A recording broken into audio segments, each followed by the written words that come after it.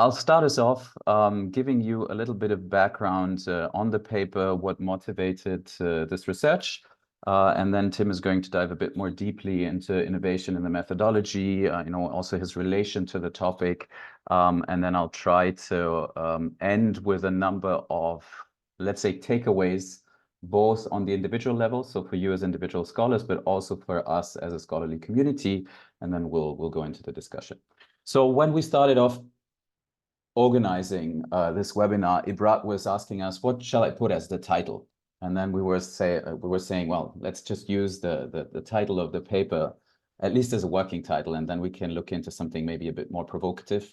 Those people who know my work, Tim is a little bit like that as well, and Andre for sure. In the end, we decided to just keep it at that and just leave the title as it is, because I think there's already quite a bit of provocation in that, in terms of, somehow challenging our preconceptions in relation to how we are thinking about review articles and what is the best way of doing that.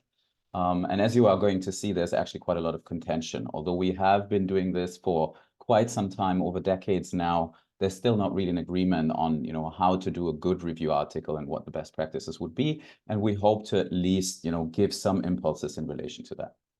Now, as it promised, I'm going to start us off with with a little bit of the background story of how this all began. Some people might have come to this webinar through my post on LinkedIn, which got quite a lot of traction after the paper was published, where I'm already mentioning that, but just to somehow complete the picture, but also I think send a message in terms of how these types of research projects and these types of research outputs can also evolve over time. So it's been more than 5 years now that I wrote a blog post on the LSE Impact blog. I was super surprised that it actually made it into the top 10 of the year. So you see that back in 2019. And was really inspired by a talk that I had listened to while doing my DPhil at Oxford. I've been doing that as an individual research project, so it was not part of a standardized full-time program, but really an individual project, where I was also working alongside at the University of Heidelberg, and where I had my methods training, surprisingly, in evidence-based healthcare.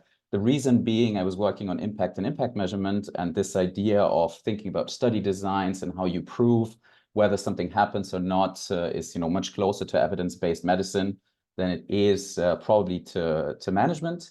And the other reason was simply that they offered this in a blog format, and I was just there for a full immersive week.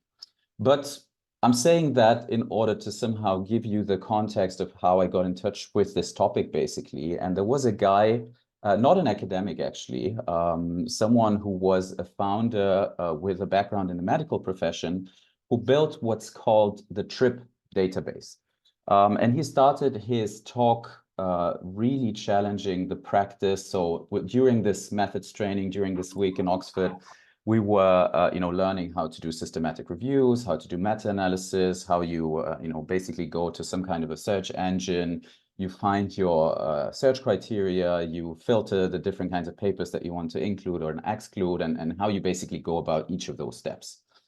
And his argument was, this is completely useless and we're wasting our time and we should simplify all of that. So basically what he developed as a business model was this TRIP database, which basically gives you all of the evidence available on a particular condition and various treatments in relation to the condition by the means of a click. And I found that extremely fascinating. So this is, a picture of what an evidence map looks like that you can generate with a TRIP database. Now, you will maybe say, well, this is not super surprising, but really, remember, this was 2019. So there was no, ChatGPT, no Gen AI. And I think that was really pretty revolutionary back then, and it still exists. And I think it still has an immense value. What you basically see here are different ways of treating migraine. So you really see acupuncture, you see aspirin and various other types of treatments. You see the effect sizes, whether they're more or less likely to be effective, the bias that is contained in these studies as well. So you basically really, like by means of a click, you know everything about the evidence available on the interventions, the health interventions relative to one of the conditions that you're interested in. And first of all, I found that extremely striking and extremely, sensical. I didn't really enjoy, going through like the systematic review procedure, and I totally, saw his points. So that made total sense. But then I was also reflecting as someone in management in the social sciences, wouldn't it be great to have something like this for ourselves as well? But of course, there are some challenges that, emerge when you're doing this in the context of the social sciences, such as that we have quite a lot of qualitative data. And obviously, we don't always have, the neat condition and the neat intervention in a way, or the drug that the pill that you're then swallowing, where you can draw up a research design that would tell you, this works or this doesn't, and there's this type of bias or not. So what I was thinking about and what I was trying to propose and work with was this idea of, somehow we need to make it more dynamic and really also fluid in a way, right? So I was thinking of tree structures, something that can move. And basically the idea was, this concept in a way of a dynamic knowledge map, meaning that somehow we need to categorize, and it would really be good if we had some kind of a repertoire, a database where we can actually see, what is the status on, impact measurement in, just to take my field of research, in management research. And then, this would be something that emerges where you can basically see what kind of work relates to which kind of argumentation and what are really the knowledge areas that we can see. And as I said, a bit surprising to me, this really took off in terms of, at the time, Twitter still made sense for academics to use. So there was a lot of tweets and retweets and comments from people in the humanities, but also in the sciences. So this really took off in a way. But then there was like a long stationary period where not much happened in a way. So I had gotten in touch with Andre at the time, just in a way interacted on this idea briefly, but then it was on hold for quite some time. And then we joined forces with Tim and put together this proposal about wanting to understand what we're actually doing in management in terms of producing review articles, how this field even actually looks like, and how we could improve it, basically, right? So essentially, fast forward to today, what we did initially in the proposal, and that was also like a learning process in how we put the paper together eventually, we really saw that there is no consensus at all. Although, as I said, we have been doing this for quite a number of years, decades actually, already. But there are still different kinds of opinions of what a review article should do. Now you have people like Mats Alvesson and Jürgen Sandberg who are saying it needs to problematize, right? So you need to have a critical angle, you need to somehow provoke, you need to go in, you need to critique, you need to somehow shake up the field. Otherwise, the review article is not a good review article. Then there are other people like Kimberly Elsbach and Dan van Knippenberg who basically say it needs to be integrative, right? So the point about having a review is really to pull things from various areas, to maybe bring in some kind of an interdisciplinary perspective and to bridge the gaps that we have, but it really needs to be integrative. So this critical angle and maybe handpicking certain studies is not the right way to go. The right way to go is really being comprehensive and showing this big picture. Then there's yet another camp in a way. So there are some people very much influenced by this tradition from evidence-based healthcare, focusing on the systematic reviewing, on the meta-analysis, that basically say, well, it doesn't really matter what kind of attitude you have in those reviews. It really matters whether it's been done in a systematic way so that you're really exhaustive in terms of looking at the available, well, evidence or the other types of knowledge that are being contributed to the management field. And then you have like particular journals who have their own tradition and their own view, really outlets for this type of work that are telling us something about what they want to see. And the Academy of Management and elsewhere, this was also published, basically says we want reviews with an attitude. Now, what does that even mean? So the situation that we found ourselves in is really a messy challenge in a way. So we were questioning ourselves or asking ourselves, how do we resolve this, right? So first of all, as you've seen, you have forces pulling into different directions. You almost have like different camps that have very different kinds of ideas about what a review article should be doing. There's quite a bit of ambiguity, right? So, what does having an attitude actually mean? Is it, having some kind of a very authoritative stance? Is it, pursuing a particular, personal agenda, going beyond a neutral summarizing of the fields? It's not entirely clear. There's influence from various fields and epistemological stances. So you see quite a lot of influence from, this systematic and evidence-oriented meta-analytic procedure versus some that are much more grounded in philosophy of science and maybe critical management studies as well. So you really see a plethora of different fields that are coming together in the space. Then there's this issue of pace, right? What I found super fascinating about this TRIP database, and John, the presenter at the time, was this point about, let's not waste our time, let's be quicker, let's be more agile. We actually need to know what we know about this particular question so that we can move on, right? So reviews need to really equip us to move further, and let's not, waste too much time reviewing what's already there. And then there was also this question of the role of technology, right? What can we actually do? I mean, this evidence map is somehow very difficult to imagine in the context of the health sciences for sad reasons. But maybe, if we combine it with the dynamic elements and with these networks and like the fluidity and so on, maybe, technology can play a role. And in a way, it seemed as if this was almost infinite, right? So an infinite kind of issues where basically we had to decide, where would we be going with this in order to wrap our heads around what was a messy challenge.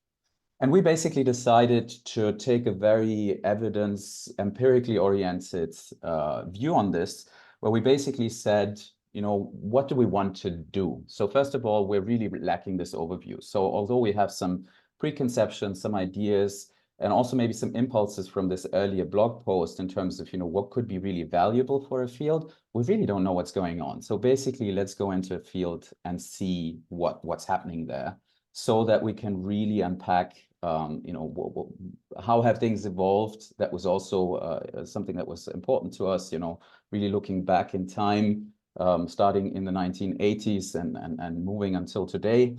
But also looking into different kinds of, communities, different kinds of perspectives, different kinds of research traditions.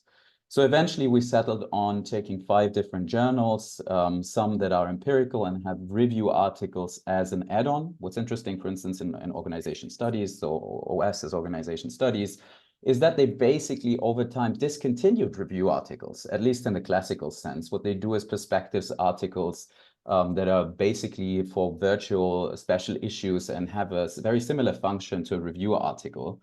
But they discontinued them, officially at least at some point in time, whereas others, such as the Journal of Management, which is listed first, really have a dedicated review issue once per year. So you really see completely different approaches. It was important to us that we have like the empirical journals that also have review work in there. But then also in the last 1 or 2 decades, there are also specialized outlets such as the International Journal of Management Reviews, the Academy of Management and Nows, that are really these general review article outlets in a way, and then more specialized ones such as the Annual Review in Organizational Psychology and Organizational Behavior, which is in a subfield of management, right? But we were pretty convinced that, we have a good mix of different perspectives, of different remits. And you also see like the mission statements that I put together and then pasted out of the paper that are quite different, right? In terms of what the journals actually want to achieve by, basically encouraging review work and the publication of review articles in their respective outlets. Now, I'll give you 2 core realizations that we made during the research process and that are also ingrained in the paper before I hand it over to Tim, who will tell you a bit more about how we even address this methodologically. And it's not like in a way, a dry methodological treatment. It actually is interconnected with what we're saying later on, namely what we think are some of the takeaways. Because I think it was really instrumental that we had Tim and his expertise in topic modeling. He's going to tell you more about that, to actually be able to do this kind of work and to have this very empirical focus at the beginning and then move to a very conceptual focus towards the end of the paper. Now, one of the central realizations that we had also in reviewing what has been done previously is that there's a ton of articles about review articles in a way. I don't think there's another article that really in the same way as ours does like a meta review of review articles, but there's a lot about the procedure, what we call the review styles, about the how, how do you go into the field? How do you search? What are the search terms? How do you, even decide on what kind of journals or what kind of outlets to include or exclude, and how do you really, process the data being your the articles that you're then trying to summarize or assess in some way. And there's a ton of literature on that, not only in management, also in many other disciplines. Now, there's relatively recently, and these are some of the references that you saw earlier on, there's this question now about the why, the review purposes. And this is something that we really focus in on. Whereas before our article, I think this was quite a lot of, a conceptual and maybe a somewhat abstract kind of argument, where you have some people who say, well, the right thing to do is basically to criticize and to question and to somehow put the existing knowledge to the stand, whereas others say, it's more about, the bridging, it's more about bringing things together, it's more about getting to some kind of a more programmatic level, which individual articles cannot do, and that's why we need review articles for. Well, we basically said, instead of having these more abstract, more conceptual kinds of arguments, we would really want to dive deep and see what kind of empirical evidence we find for either of those traditions, or in how far they are manifested, and what else we might be able to find. Gorgi, can I? Okay, so I'll just carry on with the point about the review directions. So we have this point about the review purposes being, the question of why, moving from the how do I do the review to why is this review needed and what kind of character should it take on, to ultimately move to the final stage in a way, to the review directions and the where, basically. So where does a review take a field? And so we really that way are trying to define in which particular area we are trying to really make a contribution, in the sense of, we really understand pretty well how to do a good review, right? So what are criteria of saying, well, this is really sloppy work and this shouldn't be trusted, or this is like really problematic in a way, to a stance where we really think about, what is the function of a review article for a particular field or subfield of management in a way.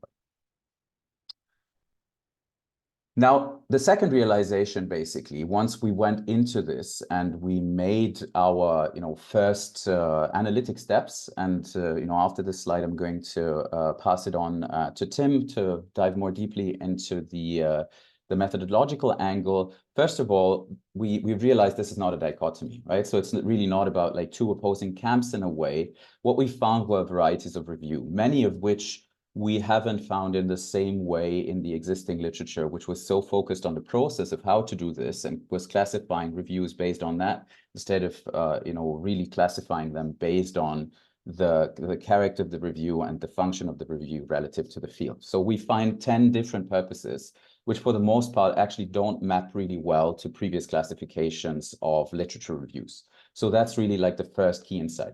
Second insight is that we talk about reviews performing knowledge work relative to a knowledge infrastructure. There are some colleagues, the current editors-in-chief of the Academy of Management Annals, Matthew Cronin and Elizabeth George, who have been using this analogy of neighborhoods, basically, where a review is, trying to, either map them or reshape them or engage with this, physical environment in which we have situated, knowledge, basically a map, which brings us back to this idea of the mapping, where we're essentially saying the review articles need to be understood as performing a particular work relative to how the infrastructure looks like. And we're going to get to that later on. One of the key messages that we're trying to send is that you first need to understand what the infrastructure actually looks like, and then choose your review purpose and the particular way that you're reviewing the knowledge, instead of saying, well, by default, it actually needs to be critical, it needs to be integrative, or it needs to be systematic, or something in between that.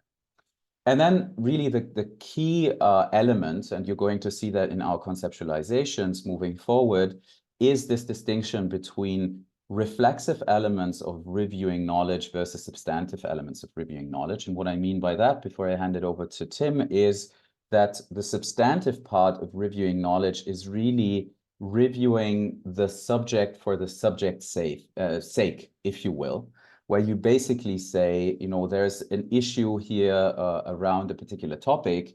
And what I want is to just, summarize what people have said about this topic, which is, worthwhile. We need that in order to be able to then build on this work. This is also every literature review section in any empirical article that you find.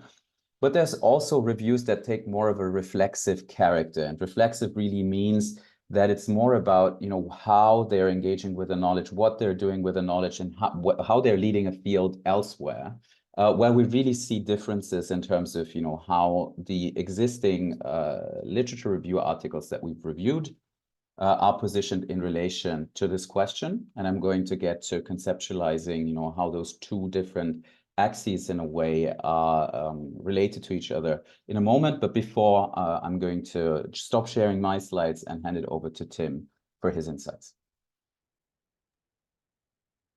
Thanks, Georgie. Just going to share my screen here. Can everybody see that all right? Yeah, it's perfect. Yeah, okay, thanks. Okay, so yeah, my background, I came from a highly technical undergraduate background, but by virtue of doing my DPhil in management research, I really moved towards more of an organizational view, but I never forgot about technology. And I've really been interested in the sort of angle of humans plus technology, and ways that we can work together as an assemblage. And so I came into this topic in part as a doctoral student. I remember Mark Ventresca, who Georgie and I were initially connected through. One of my supervisors was teaching a doctoral seminar, and we were learning about paradigms. We were learning about the great debates in organizational theory that took place several decades ago.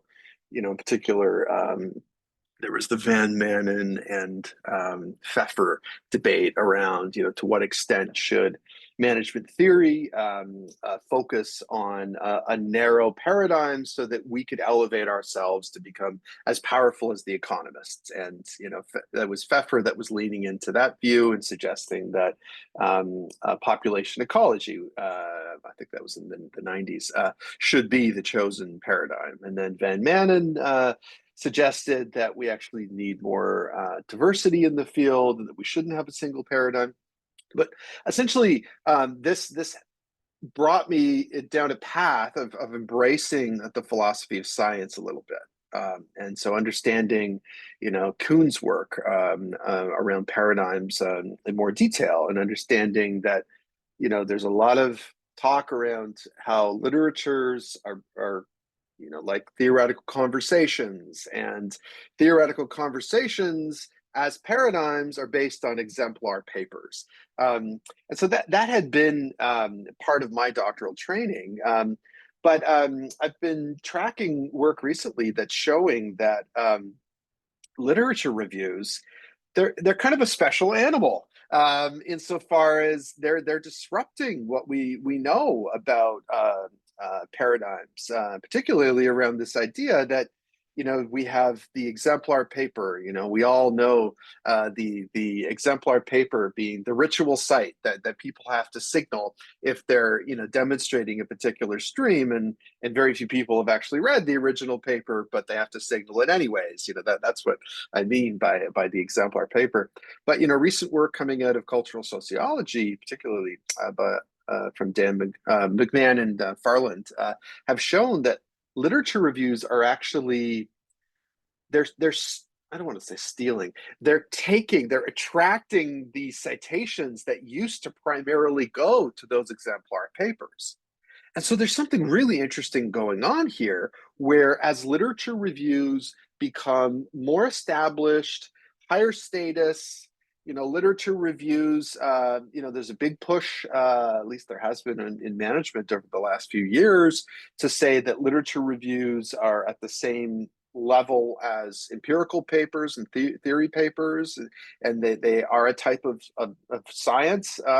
In this push to establish literature reviews more, there's something really interesting going on here. And these papers that Gorgi was referencing that are often quite procedural in terms of discussing best practices for writing literature reviews, they haven't really turned the lens back on the field itself in the sense of like, how are literature reviews being used in practice? How are they being conceptualized? And so I was interested in that. And so when Gorgi actually initially approached me, I gave a presentation at Oxford on topic modeling. That was about 7 years ago, maybe, because I had published another Annals paper on that technique, and he approached me, and we had this common connection through Mark Ventresca, and then we had got to chatting at AOM, and it was a conversation that we had that sort of was brewing up, but in the back of my mind, I had been tracking the rise of literature reviews and been wondering about what does it mean for our paradigms. And so because I had done my DPhil in both institutional theory, organizational theory, and science and technology studies, I'd been thinking about reflexivity. And I've been thinking about, like, what does it mean to create a literature review? Is it as simple as just following best practices and a procedure and reviewing what's out in the world? Or is there something more to it? Which is to say, is there some sort of connection to the literature or the theoretical conversation as it's situated in time and place, as it's a community? And so I mentioned I had done this work on topic modeling. Topic modeling as a method from computer science, is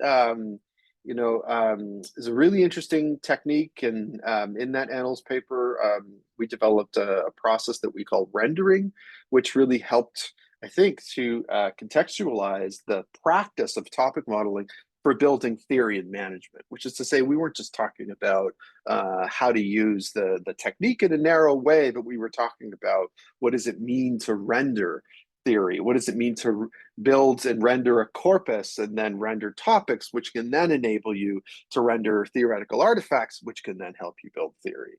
And so this paper was done quite well. I think it's had a lot of impact, a lot of interest, which is great. And in this paper, we were building on understandings in computer science. Like, here's a very important classic figure from David Bly's. He's one of the inventors of latent Dirichlet allocation, LDA, which was the original topic modeling algorithm. And this is just a way to show how topic modeling as an algorithm works. And the basic idea is that you have documents, and topic modeling is able to translate text in documents to a series of coding categories that are topics. And so then you can have a different representation of a document that's effectively the proportions of topics. And so then you can see which words are attached to which topic. So that's basically topic modeling.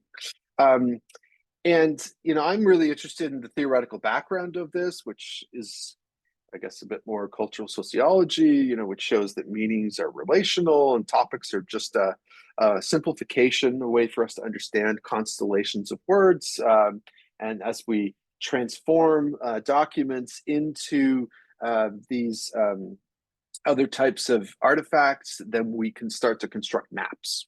And those maps can be quite helpful. Like in the paper, this is just a subset of the topics, but we found that some of our topics corresponded with, as management researchers, we recognize that, some of them corresponded with different types of reviewing.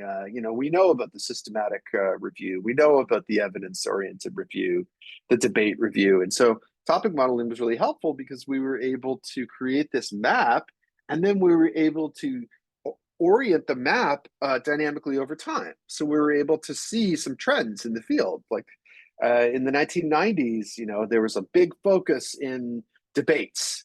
But that kind of died off by the next decade. And these days, there's a big focus seemingly on synthesis. But we also see that the evidence-oriented reviews remain somewhat stable. So the whole point I'm trying to illustrate here is that topic modeling has been really helpful for mapping this quite large field, which is otherwise very difficult to do qualitatively. But the way that we wanted to, oh, I wonder if you could, thank you. The way that we wanted to approach understanding what it means to create a good literature review was not just to create a map. We also wanted to use the map to help us to zoom in on particular elements in more detail. And I think that's where the paper actually has an innovation with respect to the methodology. And it's a helpful reminder to say that topic modeling is a technology. It's not magic. It's not creating shortcuts for us in terms of doing research, but it helps us to manage a large corpus. Like, we dealt with, was it 5 different sources, Gorgi? We're dealing with thousands of articles. Like sometimes when you're dealing with that scale and we want to approach this with a qualitative lens, we might struggle to see that map. And so the way that we use topic modeling was we really wanted to engage reflexively. We wanted to construct the map, but then we used the map to be able to zoom in and do more traditional qualitative coding using Atlas TI. And so why this paper, I think, is important for doctoral training, just coming back to my earlier point about, I got into this reflecting on my doctoral training, but now that I am considering how this paper can be helpful for PhD students going forward, I think there is a normative argument here, which is that as a doctoral student, you need to understand reflexivity in terms of orienting what you're going to do in your career as you think about the trajectory of what field you're choosing, to what extent you want to be entrepreneurial. You have to kind of assess the state of the field and understanding that fields evolve, understand that fields, are sometimes in fields or topics or literature areas, they start out in a nascent state, and then at EGOS or the Academy of Management, PDWs start getting organized, and then key people start building reputations, and then over time they get crystallized and become more central, and a network sense, that centrality starts to matter. So we want doctoral students to understand this, and to understand that management research is not static, and that as you start to consider the role of a literature review as a type of knowledge work that can contribute to knowledge infrastructure in fields, then that could help orient career decisions and directions. And I think along those lines, there has been some fear that technology, particularly generative AI, may be disrupting what we do fundamentally. And we could throw up our hands and say, what's the point if we're all going to be just replaced by generative AI?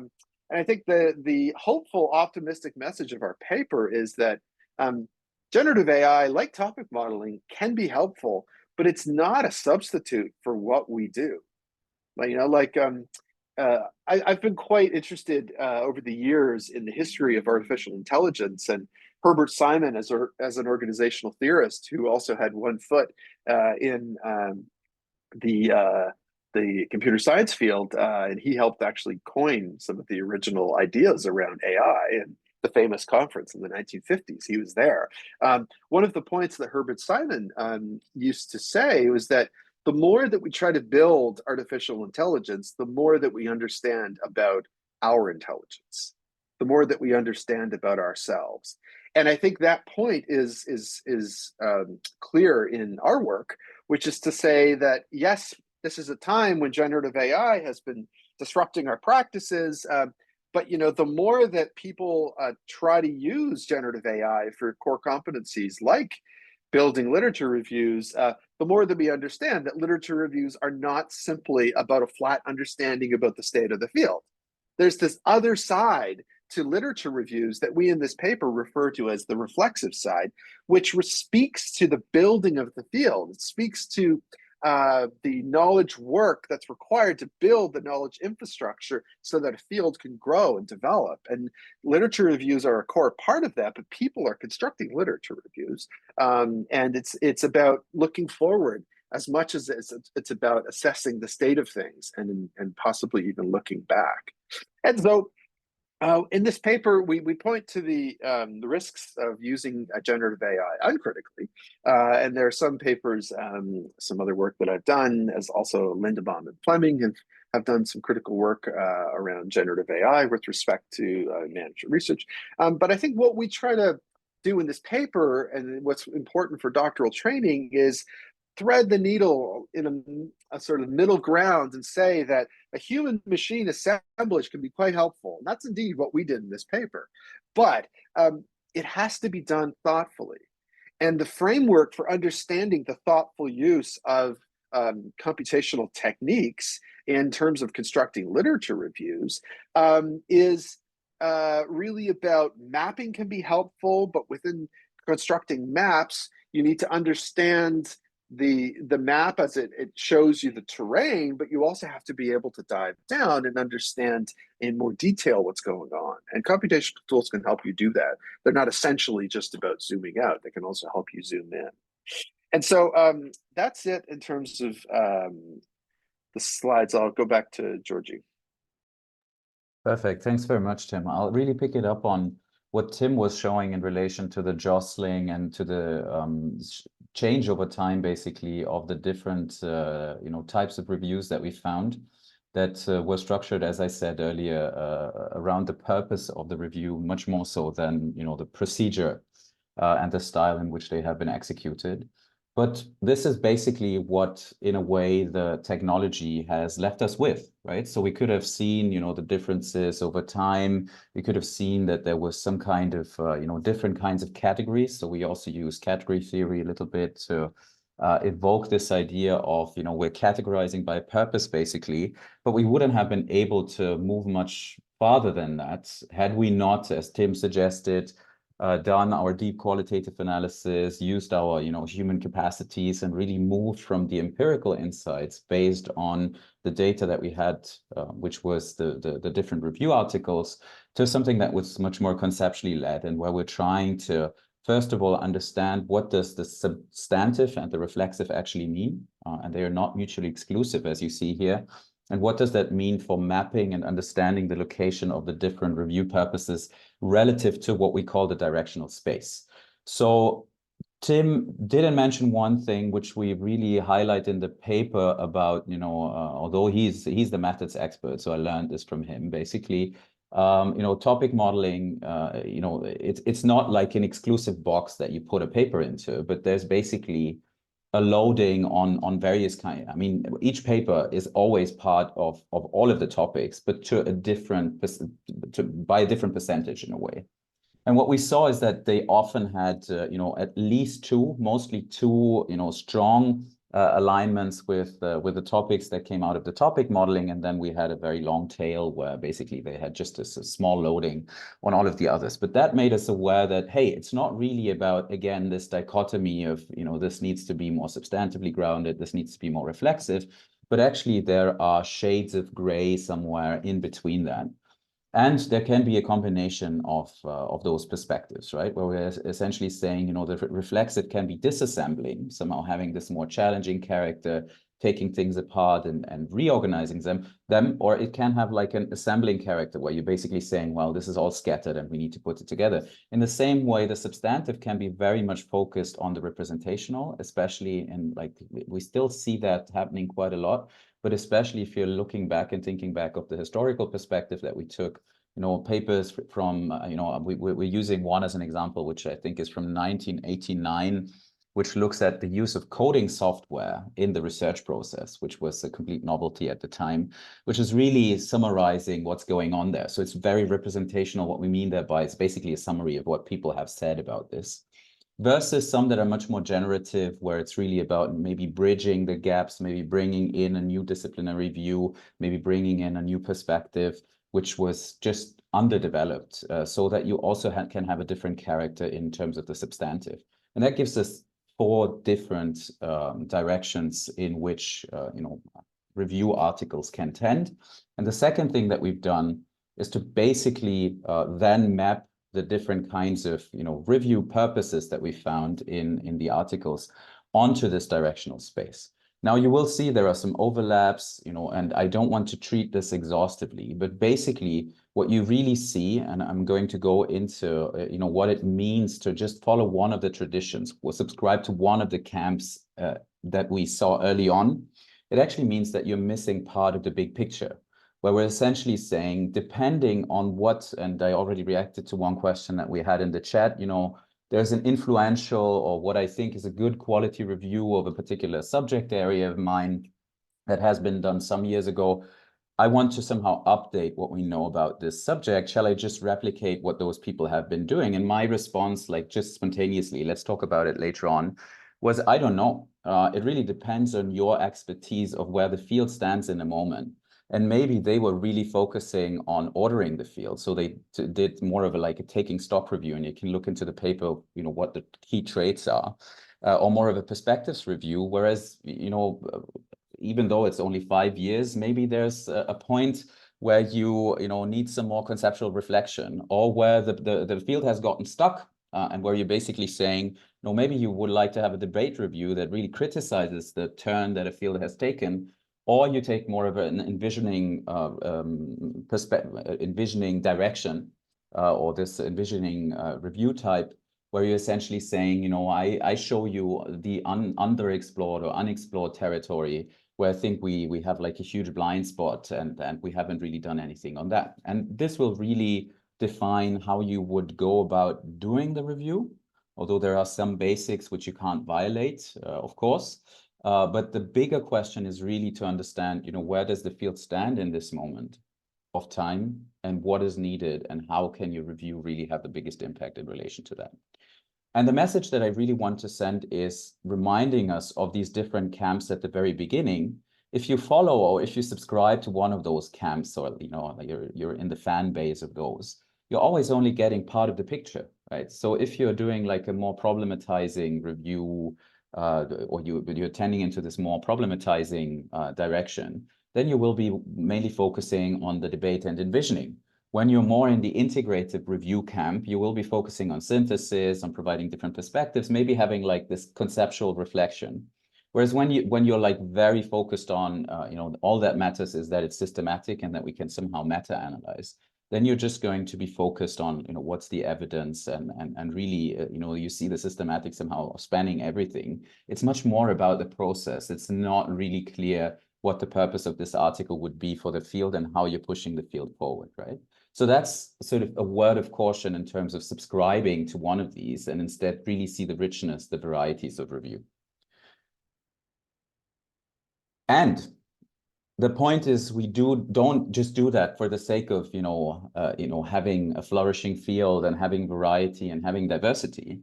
We're doing that because the different purposes also have different functions relative to the field, right? So when you're thinking about the synthesis, it is very much going to be focused on relating knowledge, right? So you see that in the here down in the right angle. Whereas the conceptual is mirroring, probing knowledge, looking at it through the perspective of big theories, reflecting on the type of knowledge that there is through a particular lens. The modeling review, I mean, we actually use or refer to several times to Tim's own paper on topic modeling, because that is a way, and he really showed how that was the case. We were even able to produce what we were able to produce, and it gave us a better overview, but it wasn't like the final step, right? So we couldn't have automated everything and just left it at the topic modeling. This would have been, first of all, quite unstructured still, and also not very insightful. But at the same time, it really enabled us to do this meta review of the reviews, which would have been like almost impossible to handle without the help of technology and of the machine in a way.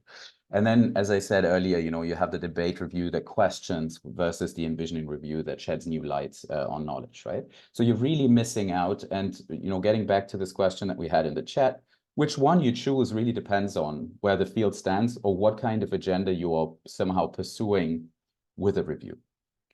Now, what are the takeaways from getting us back to the original question? What makes a good review article?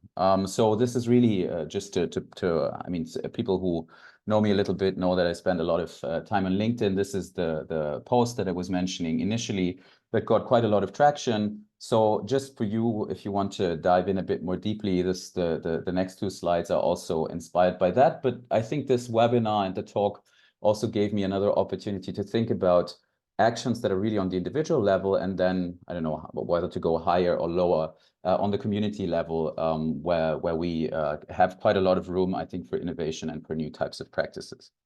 Now, on the individual level, we have a number of recommendations, right? So the first one is really, putting it in a bit of a sloppy fashion, just copying slightly from the post that I wrote on LinkedIn.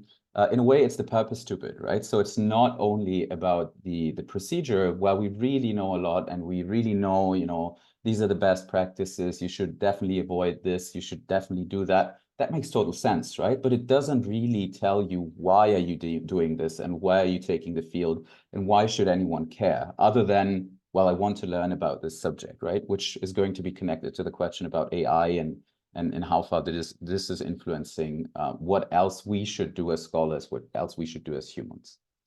Second thing is, up your game. So use what we call technologically infused review practices. As Tim has outlined very nicely, this would have been impossible to do without the topic modeling and the technology, but this was only really the first step of the analysis. So although you can do many fancy things and produce graphs and whatnot with, the technology itself, in the end, we looked at this, we looked at that, and the only real thing that you see from the topic modeling still is the charting over time, which is super useful, I think. But all of the rest really was only generated when we dived in much more deeply and did in-depth qualitative work, not quantitative, technologically driven work. Third insight, it's not either or, it really depends. So this is this point about, it's not, I'm subscribing to this kind of tradition. Of course, if this is more your style, then you will produce, reviews that have this character. But at the same time, our call is really, you should be, focusing in on, what is basically needed for the field. And that's why we play, a little bit with this slogan of the Academy of Management and Analysis, which says we want an attitude. We're basically saying we want reviews with attitudes. Attitudes meaning you don't just take on an authoritative stance, but you basically understand where the field is and you really contribute in the way that is most valuable to the field based on your initial diagnosis. And you don't stop at your initial diagnosis, but you then do something else with the review. So it really has a particular purpose. And then fourth is basically really stop doing reviews because you see a gap, right? Really understand that this is, a social process and engaging in this type of knowledge work in relation to the knowledge infrastructure. So you're really engaging in a very powerful way. As Tim was saying, reviews get a lot of attention, maybe more attention than they deserve, or at least, it's a bit of a pity that, the original empirical work gets not derailed, but the attention gets maybe a bit deflected from those. And so these are really powerful ways of engaging with knowledge. And so we really, encourage you to go in with a much more purposeful or purpose-driven, in a much more purpose-driven way. Then on the collective level, before I transition into the discussion, we already have 2 questions that we're going to pick up in the chat. I'm sure that there are more that just came in. Make it a team effort. So what I found, what really bugged me is also this thought. So again, coming back to the TRIP database and this issue of pace, what always bugs me in a way is that I think we're wasting our resources in terms of, we have a peer review process. where you publish a paper. You have the authors that are experts in the paper. You have 3, 4, maybe 5 reviewers sometimes who have seen this paper and who know, what the paper does relative to the existing knowledge. Plus you have an editor. But we usually use it as a gate stage model, right? Once you're done with a peer review, once you have your acceptance, then we just forget about all of the rest. So we're somehow losing this knowledge. And then we let someone do a review 5 years after, because they will need to summarize what has been done 5 years prior. And so again, getting back to this idea of the dynamic knowledge maps, is there not something that societies like the Academy of Management can do in order to categorize this knowledge when the work is published, not in retrospect?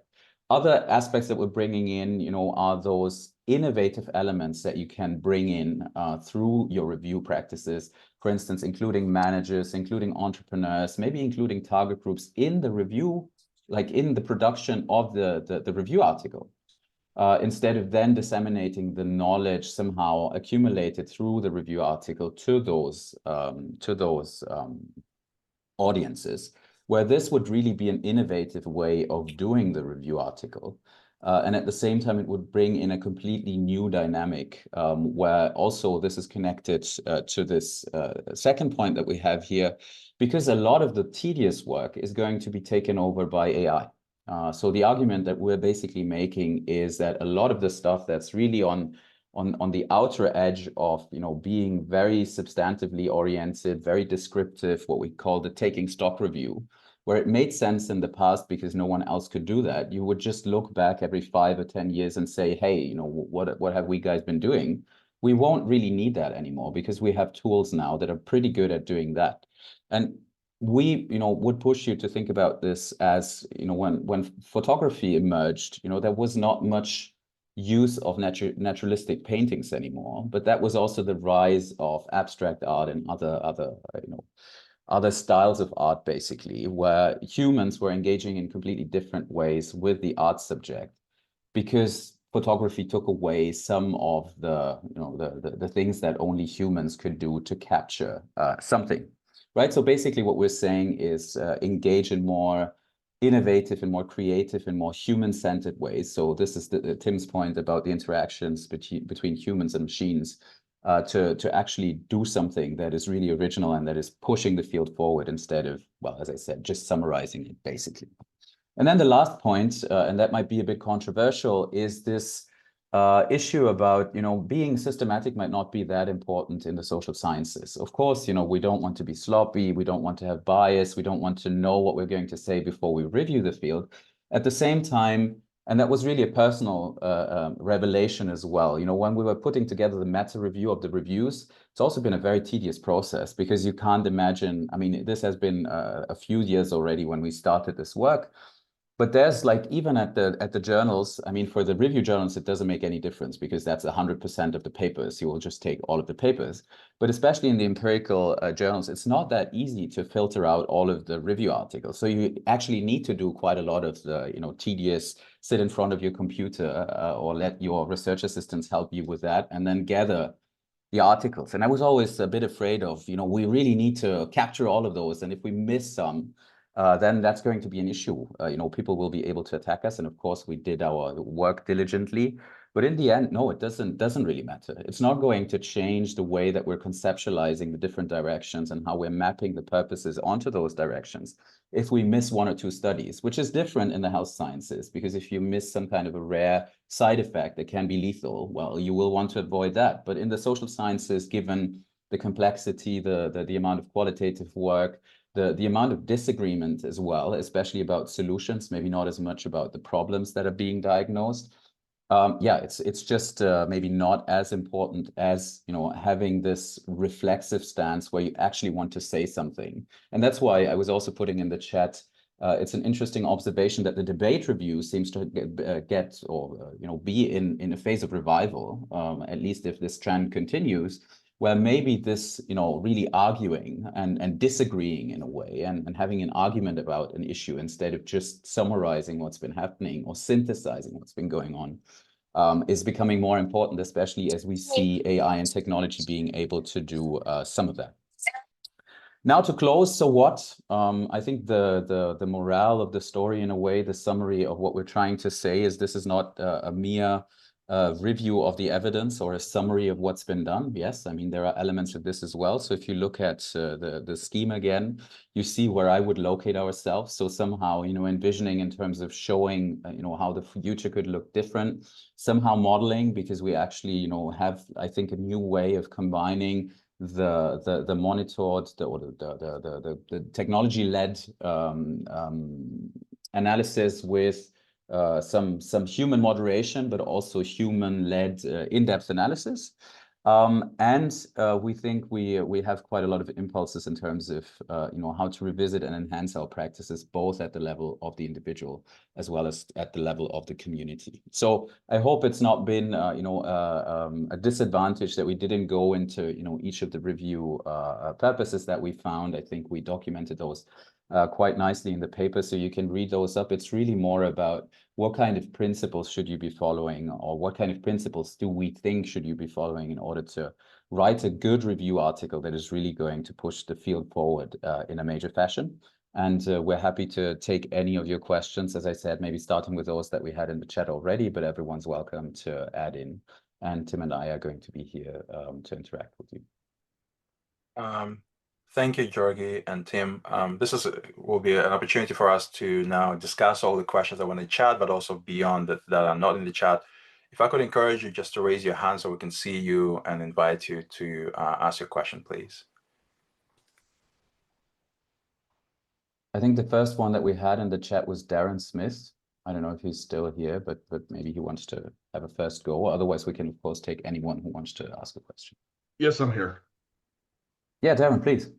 Yeah, so I think as I was working on a systematic review within the entrepreneurship field, one of the things I realized is that there's so many tools out there and there's so many ways of trying to gather the data.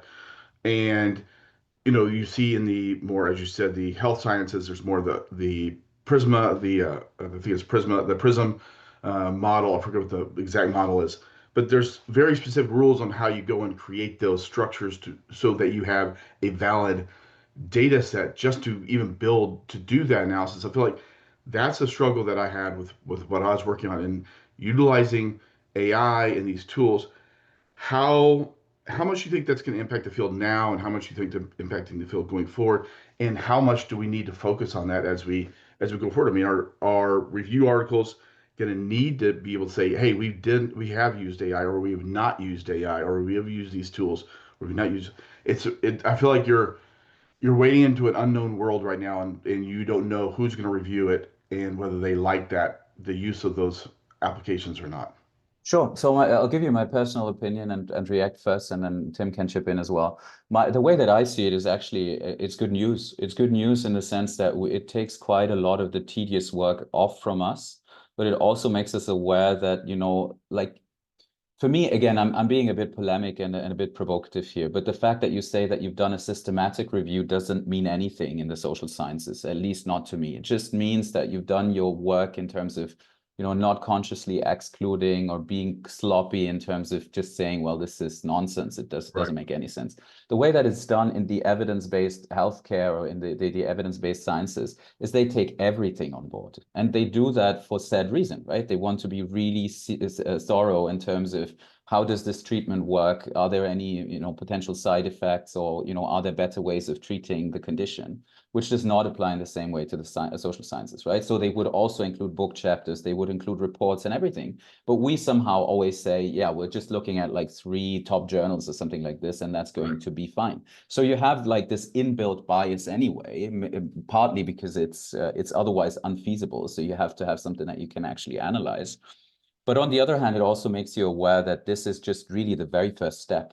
And the real work only begins once you have composed your corpus of studies in a way. And like for me, I think definitely the field is going to move towards that. And otherwise, to some degree, you're going to waste your time doing that manually, if you can do it AI wise in a way, or use some kind of technology with all of the caveats, right? We're also talking about hallucinations and all of that. Of course, you want to moderate that, but it gets back to this idea, that Tim was mentioning earlier as well about the topic modeling. It's not unsupervised. And of course, it's just the very first step. I mean, we would have done nothing just running it through the topic model.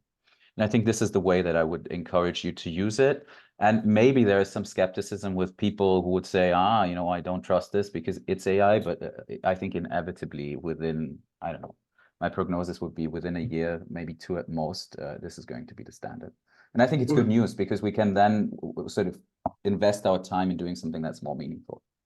I agree with that. Thank you very much. Sure. Tim, I just want to chip in that it's a really great question on several levels.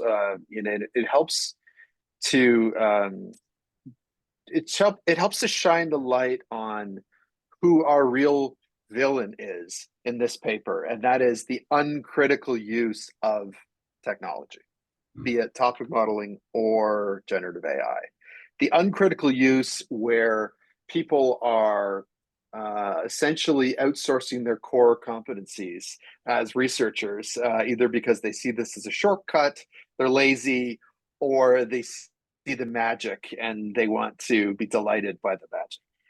And I think what we learned in the other annals paper on topic model rendering is somewhat relevant with the AI discussion insofar as the data, the construction of the corpus matters.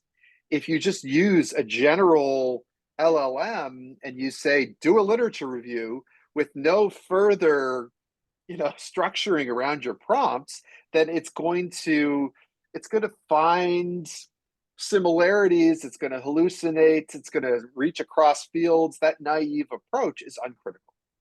And, I'm really delighted to see in the information systems field books like Data Rules. I don't know if you've seen this, a plug for Christina Alemo and Yanis Kalinkos. This is a book that really focuses on the importance of data when thinking about AI. And I think their arguments don't just apply to practice, they also, in the sense of management practice, but they also apply to what we do as management scholars. The way that we marshal data, what gets included, what gets excluded, to the extent that we are drawing these boundaries, that really matters as we think about fields, as we think about the importance of literature reviews as a part of the knowledge infrastructure of a field. And some fields, the boundaries are more closed. Other fields, the boundaries are maybe a bit more porous, but that's kind of an empirical question. And we have to just be sensitive to the state of the field and the norms, et cetera. Thank you. Thank you, Darren. Dennis?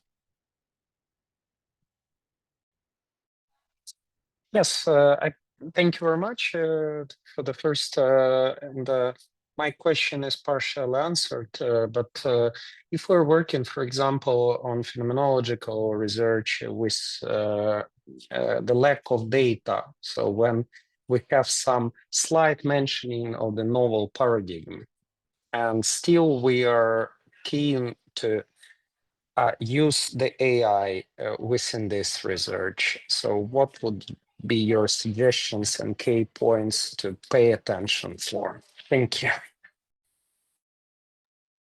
Tim, do you want to take that one first? Sure, yeah. So my answer is going to be actually a very low-tech answer.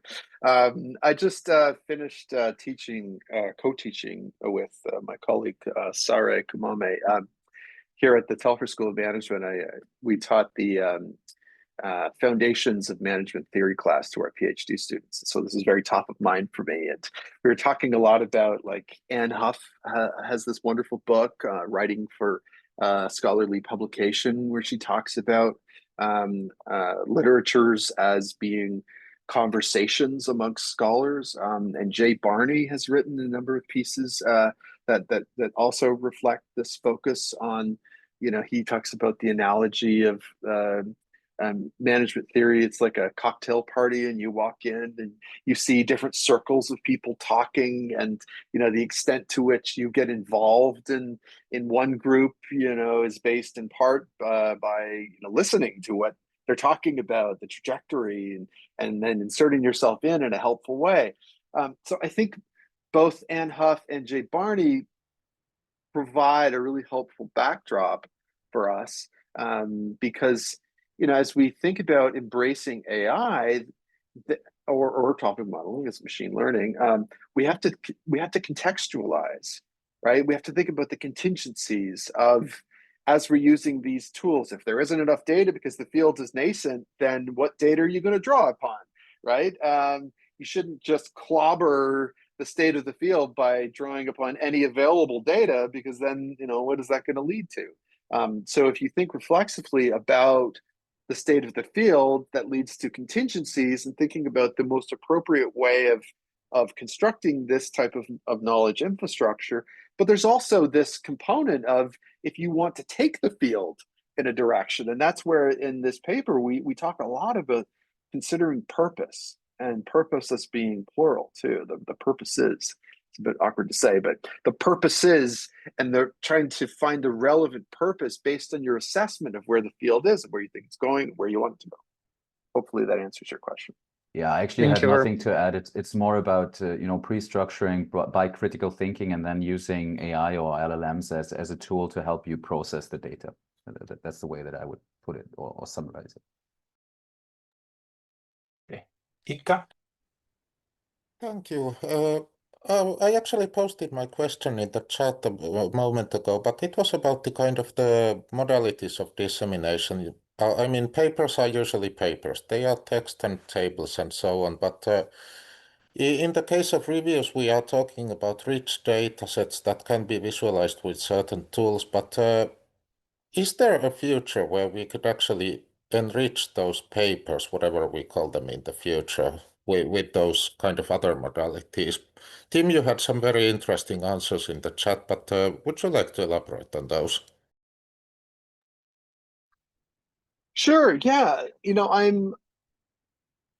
I'm really excited, even though it may come across as being very critical, and this paper, we're launching, a broad critique on something. I'm really excited when I see things like, is it the Google Gemini LLM has this feature where you can create a podcast based on a research paper, and then you can listen to this podcast that's been created as a different modality. I think that's just very exciting for Notebook LLM. Thank you. It's really exciting as a different way to engage with content. And quite frankly, I think that we should be encouraging our PhD students to not only use Notebook LLM and the podcast feature, but also to, once you have that notebook, to interrogate it and to interact with it.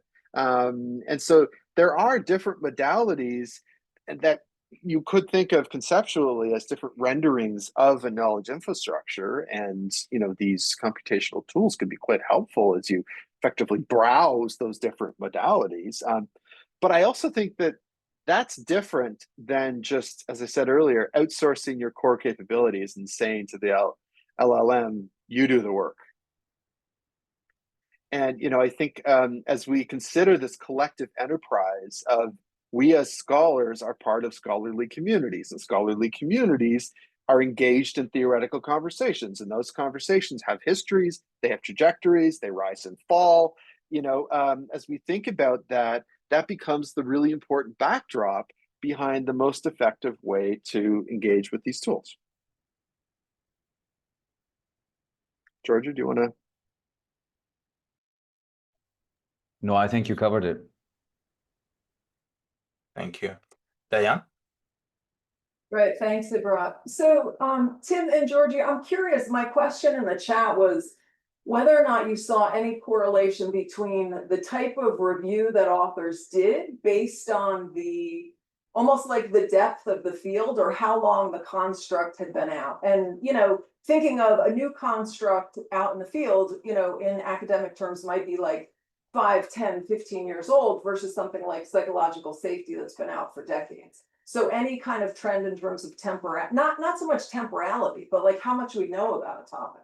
Absolutely, yes. If you haven't dived into the paper yet, we like in each of the conceptualizations, basically we first do the directional space. So you have the 4 different directions, then we map the purposes onto them. And then we basically take like the like an exemplar paper that is in, the outermost corner in each of those 4 basically, and exemplify that. And then also give some context in relation to where and when we think a certain review purpose is most appropriate. And it's exactly what you're describing, right? I mean, if you have a completely nascent field, then it might make more sense to have something that's more substantively oriented and that's just taking stock. Whereas if you have, a declining field, you might want to have something else. Or if you have, whatever, like, a field with a lot of tradition, you might want to, stir up the field in a certain way. So we really have a detailed way of looking at that, and that isn't only like our interpretation, but that's what we also see in the data.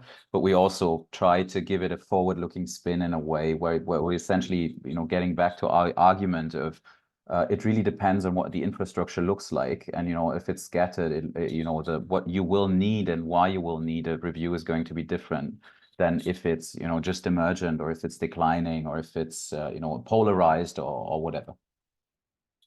Great, thank you. Sure. I'll just add into that. We talked about this issue quite often in writing the paper, and we were really struck by the role of meta reviews, meta-analysis, I should say. And does it make sense to do a meta-analysis in a nascent field? Or is that more a function of the stability of the field? And then that became, I think, the jumping off point for us to understand this insight around contingencies. And I don't think we're necessarily advocating for, exactly what you should use and when. I think we're just more trying to point to, you need to think about it, and you need to make a good argument for why you're going to use a particular approach at a particular point in time for a particular field. Well, Tim, and that's where I would add that I think that's where the academic reward system comes in too, right? Because I think sometimes authors will do a meta-analysis just because they know it's going to get well cited and they're on tenure, rather than thinking critically about, is this really what the field needs right now? Absolutely. 100%. Just to say one more thing, what we also have in the paper is basically that we're saying, just taking this all in and understanding that it's really that it really takes a good knowledge of where the field stands before you can say something meaningful, would usually mean that a review paper that you publish at the end of your doctoral journey is going to be much more useful than something which is a bit of a tick-off exercise. Of course, your first paper is going to be a review paper because seemingly this is an easy thing to do. I mean, again, a bit polemically speaking here, but I mean, you're showing another use case where this could lead to a skewed or unfitting way of engaging with the fields just because the circumstances demand it. Dakan? So hi everyone. So I posted my question earlier, and so basically, as a PhD student, often when I approach any new literature, I will try to read the literature reviews of that field first, and then I can have like a glimpse of like the overall of the field. And when I read some literature review papers like conducted before, it was quite simple, like using kind of like systematic or integrative or narrative literature reviews. But at the moment, when you read the literature reviews conducted recently, you will see that it's really complicated. The methodology, they use different types of methods like bibliometric analysis, topic modeling, and then at the moment, when you use topic modeling or bibliometric analysis, you also need to incorporate some kind of like traditional reviews, like systematic or narrative or integrative, to make sure that it can be published in a top journal or a good journal at least.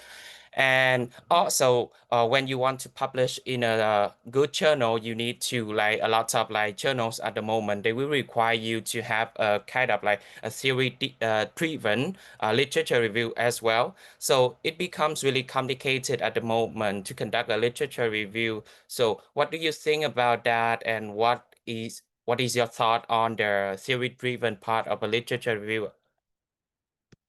I'll start with that one. I think, and this is a bit of a, let's say, risky kind of advice, especially for someone doing their PhD. But in the end, I think it's our duty, maybe not for PhD students. Maybe I should, speak more about, senior colleagues who establish more of a tradition and a culture in the field that you actually do. Again, this is like the standard argument. You do what's needed in relation to the field. If it makes sense to work towards theory, if it makes sense to maybe invoke, this is what the conceptual review, for instance, does, right? Like a big theoretical, one of the giants of social sciences that helps us think differently about a field, then do it. If it doesn't make sense, then don't, right?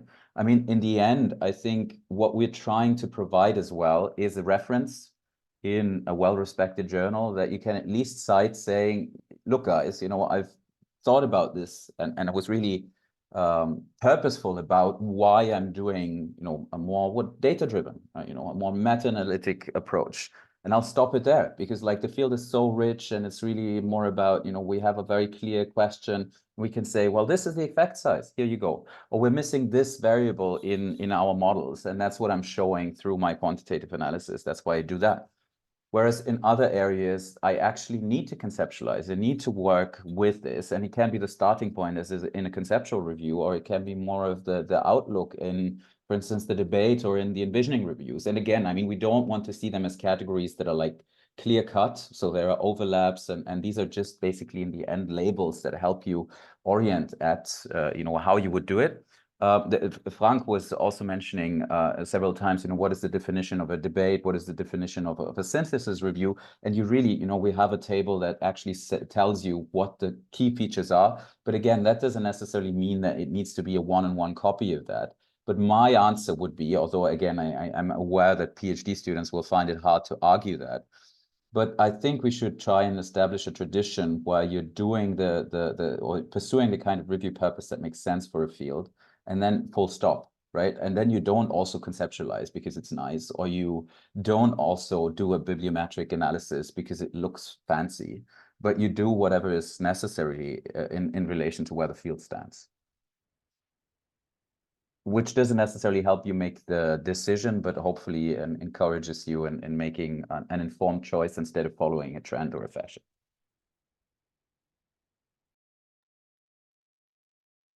Julia? Yeah, so first of all, thank you so much for this inspiring presentation. I'm also a PhD student, and I am very much completely new to incorporating AI in our research work. And I'm aware of tools such as, I don't know, Elicit or Consensus or research search engines. But I was wondering, because you've talked a lot about incorporating more technology into literature reviews. So would you have any recommendations for maybe specific technologies or tools that might be useful in this process, or maybe useful for starting a literature review? I'll give you the secret. I'll let Tim give you the secret tips of what he thinks is the best thing to use. I don't think there's a best thing to use. The one thing that these tools enable you to do, whichever one you use, I think it doesn't really matter. The one thing it enables you to do, and that's what I was trying to signal in the talk as well, is that it allows you to handle a bigger amount of data. So this is really, I mean, it makes things faster and it makes things more manageable so that you can actually wrap your head around something that's a bit big. I mean, everyone will have come across many of these systematic review papers that start off with, we had 5,000 hits and then we reduced it to 2,000 and then to 1,000, and magically we end up reviewing like 70 or 80 papers or something like this, which is still manageable in like a manual kind of process.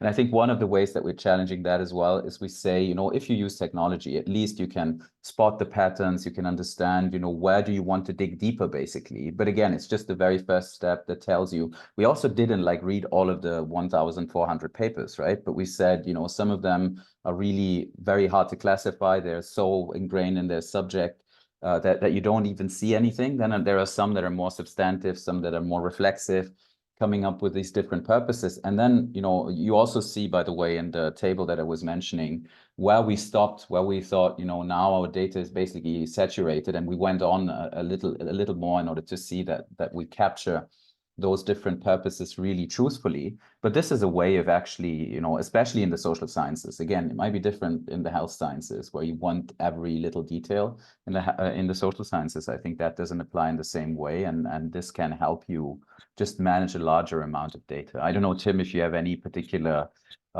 recommendations. I mean, obviously there are these new tools and softwares, but then there can also just be like the method of topic modeling, LLMs, natural language processing, whatever it is that you feel comfortable with, in a way, I would say. But Tim. Yeah, I would say it all depends. It all depends, because the backdrop here is, as Ted Shatsky puts it, the practice plenum, right? The series of practices and networks that we're involved with as scholars. You know, EGOS is coming up, AOM is coming up. We go to these conferences in part because we are building communities. We're building literatures of scholars who are involved in conversations and involved in communities. And the extent to which you are going to use a tool like topic modeling may be a function of A, your comfort level with the tool, but B, are there enough papers for you to, you know, use that tool, or could you just do it more manually if it's an emerging field and there's only a handful of papers and a handful of people? Or if it's a very well-established field and there's a lot going on and you're trying to provide a state of the field and where it's going, you know, then if you use topic modeling, then in part it's a function of how you can collect all those papers and effectively analyze them. And, you know, I think to some extent these general purpose LLMs, like we've talked about, Notebook LM has issues, but can be quite helpful. But, you know, you have to use it in a defensible way. The short answer is that there is no standardized single tool, but there's a series of tools. And I think a lot of people are experimenting right now. And so it's great for you to chat with each other as PhD students. You know, you're on the cutting edge, I think, in terms of using these tools, at least compared to some of the old timers in the field.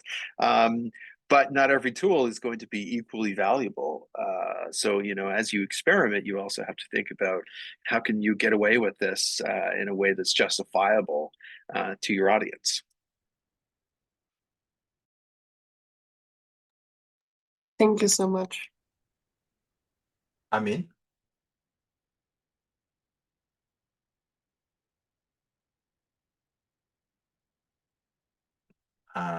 I mean, if you're not there, we can do Federica for now, and then we can get back to Amin.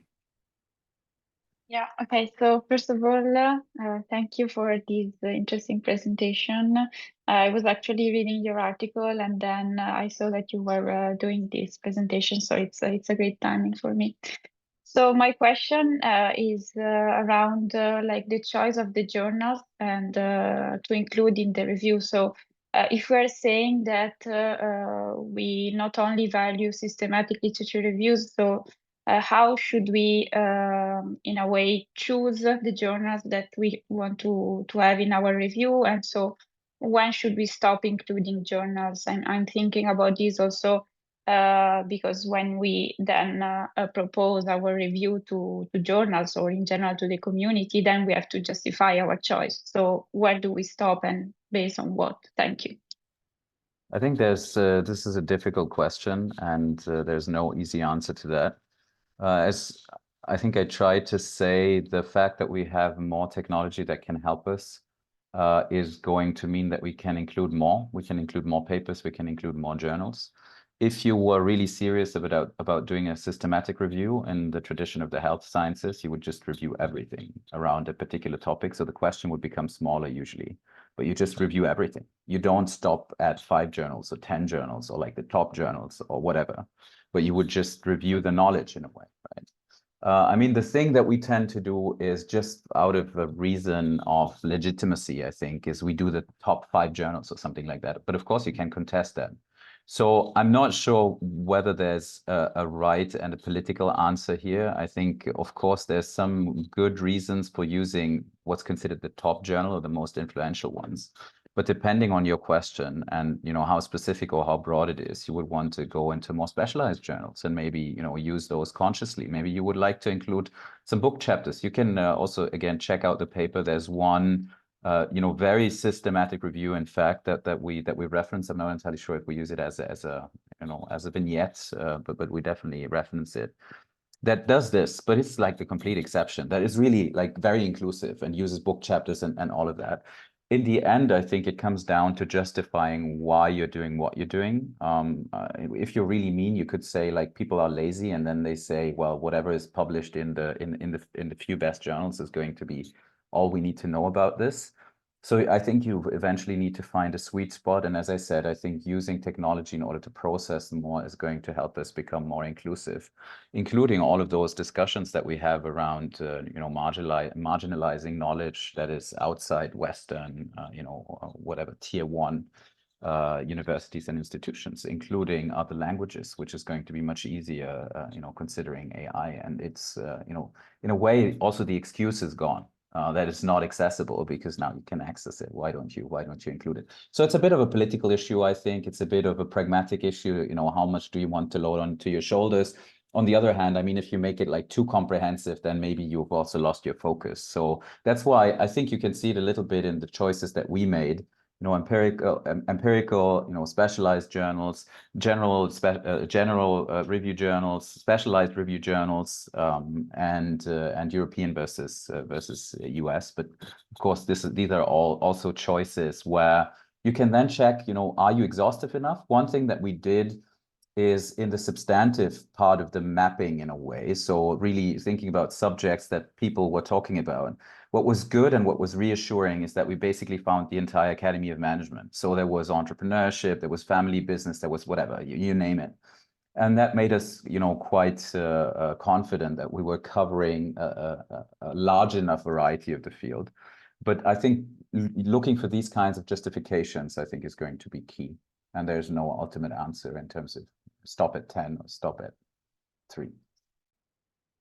And I'll just add in, it's contingent upon your audience, right?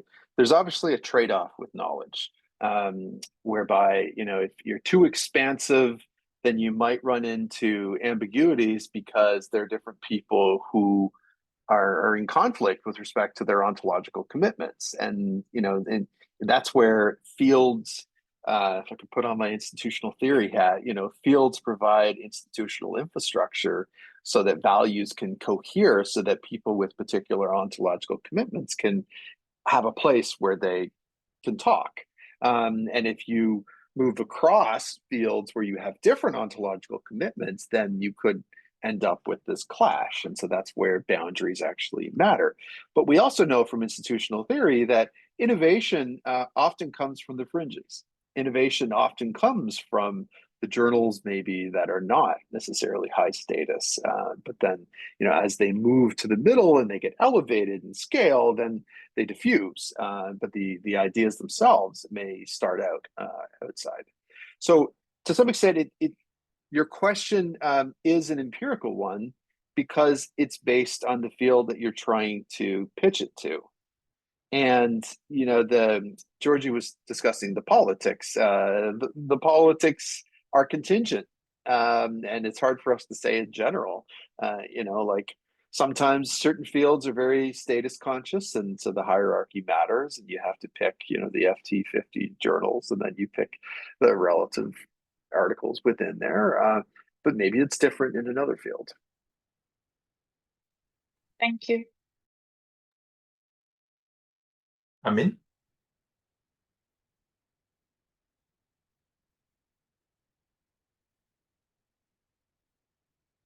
We can't hear you. I mean, The alternative, You I hear mean, would you hear me? yeah, now I fine. can hear you. Yeah, sorry for that. I'm outside. I was struggling with my my phone Zoom, you know. Don't worry, it works now. Okay.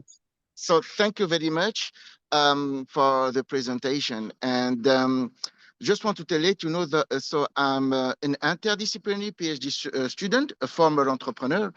And during my studies, and I'm a pre-comps now, I have realized that there is each discipline, they've got their own kind of literature review or something like that, you know what I mean? And sometimes I'm still wondering, with all my respect, I did not understand why we mean a good literature review. Why I'm telling you that, because example, there is an article from a book, How to Get Published in the Best Entrepreneurship Journal, from Dr. Fayol and Dr. Wright in entrepreneur field. They said the article's titled, "Do European Scholars Have Specific Problems Getting Published in Anglo-Saxon Journal?" And I'm still wondering, as a renowned linguistic named Claude Agege, he said, a big scholar, he said, to impose your language, it is impose your way of thinking. So what I'm trying to say, do you think there are some people, they hold the truth and not other? That's why there are some people could be rejected. I have heard last time a scholar, a renowned scholar, they said he published many times in US, but because he was using a lot of philosophical way of doing something, he has been rejected. Maybe if the same article, he sent it to the French publisher or whatever, reviewer, it could be accepted. So, you know, it is quite the good literature, because, and as well, there's so many kind of critical, systematic, and sometimes people confuse many things, because sometimes people think that systematic, it is only comprehensive, and realize that here in Canada, I have learned with people, they say systematic review, you have to be like 3 people minimum, and it could last 18 months. So, you know, sometimes it could be quite confusing about what is a good literature review. Yeah, So thanks, thank you Amin. very much. Yeah. Point very well taken. I think at some point in the paper, we also have, you know, high quality or something like this, but we settled for using good in the title, just also because maybe it evokes some of those questions around what is good, what's not good, what's better or worse. That's what I said at the beginning. It's almost already a provocation in itself, right? Although it seems to be like a very, very descriptive kind of title. At the same time, I think we're totally appreciating what you're saying in terms of the variability, right? I mean, that comes back to our point about the varieties of review. Instead of necessarily saying, you know, you should be in the one camp or the other camp, and you always need to be critical, or you always need to be integrative, or you always need to be systematic. There's various ways in which you can do it, various ways that you can justify. And ideally, they're grounded in whatever is going to help your colleagues, you know, think differently about a subject. Add something, some connector, some, you know, if we're thinking about quantitative research, some variable that was missing, some moderator. If we're thinking about, you know, qualitative research, I don't know, some mechanisms that connect the micro and the macro or something like that.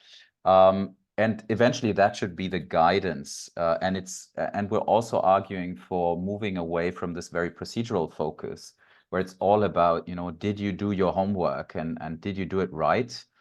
To, you know, is what you're doing useful to anyone, and are you justifying that properly? With all of the, you know, of course, all of the drawbacks that there are with, you know, we talked about politics earlier, about power, I guess, in the field as well, where, you know, this earlier question about, you know, what do you do and how do you justify? I mean, I can tell that to a PhD student, whether, you know, it's going to hurt them in the review process or not, I can't tell, right? But really going more into this call for, as we were saying, the varieties of review, being reflexive and justifying your choices in superior ways, and also moving beyond, you know, the more merely descriptive ways of dealing with knowledge, I think are all very much in favor of what you're saying. And hopefully, if you have something to say and can justify it well, then you're also going to find your forum. But we know that there are many other factors that play into this that are a bit out of our control. But yeah, thanks, Amin.